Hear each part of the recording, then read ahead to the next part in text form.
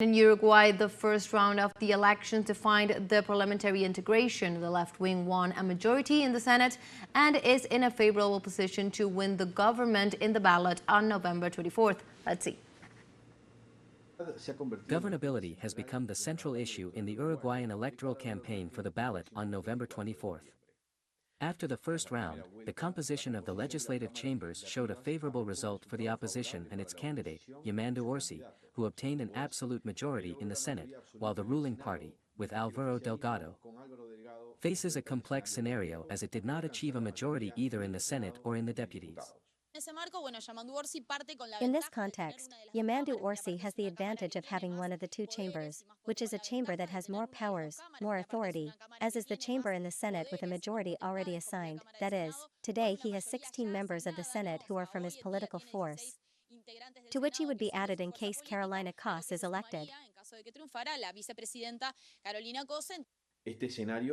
This scenario poses a difficult dilemma for the right-wing candidate, Álvaro Delgado, because he will have to negotiate with a Senate composed mostly by the Broad Front, which is a party that behaves as a bloc and is unlikely to approve fundamental laws. It is to be expected that Delgado will have to propose some more macro and more specific agreements and, in short, to have the capacity or the ability to disarm a little the Broad Front bloc, which is a bloc that generally has a very strong party discipline trajectory, very established. And that makes it a little more difficult to negotiate or reach agreements.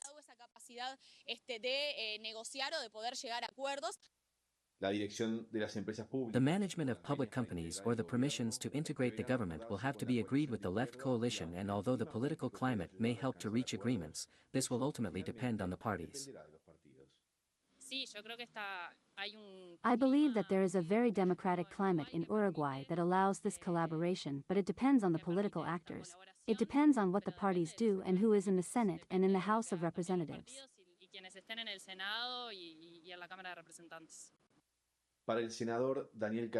For Senator Daniel Caggiani, when the citizenship doubts in the first round the parliamentary majority for a party, in the ballot it confirms it by electing the president who has that legislative support.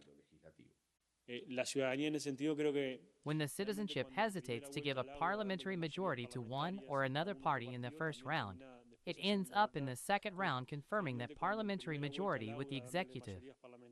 I believe that this also gives predictability, confidence, stability, and I believe that the plus that Yamandú brings in case he is elected president, and that he could not only have this starting point, but he could also reach multi-party agreements with other political forces.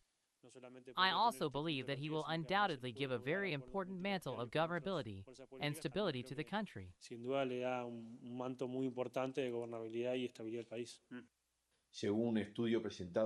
According to a study presented by the Faculty of Social Sciences, with a meta-analysis exercise based on data from 36 polls published since April 2024, the state of the electoral competition in mid-November suggests that Yamandú Orsi would obtain 48% of the votes and Álvaro Delgado 44%. The second round of the Uruguayan elections will be held on November 24th. Mateo Grille, teleSUR, Montevideo, Uruguay.